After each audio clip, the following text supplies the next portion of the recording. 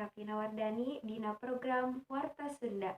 Aya warta naon wae dinten ayeuna teh mangga urang sakseni warta salengkapna. Longsor anu lumangsung di Desa Sukaraja, Kabupaten Bogor, Jawa Barat nyebabkeun puluhan imah ruksak kulantaran kataranjang material banjir.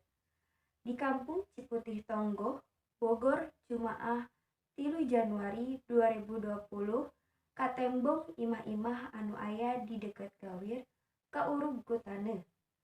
Ngan ukur aya sababaraha di antarana anu katembong bagian hateupna jeung sababaraha deui rata ku taneuh. Aya 30 imah anu kaurug ku taneuh eta sakampung ngan ukur di dieu.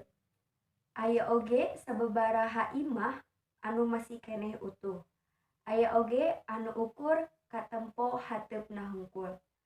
Ceuk salah sahiji warga, Husni 60 tahun. Husni nyebutkeun longsor anu lumangsung kasebat kajadian dina poe Rebo tanggal 1 Januari 2020 isuk.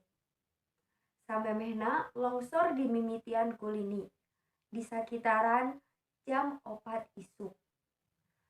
Ari mimiti kajadian mah aya lini samemehna jam 4 subuh.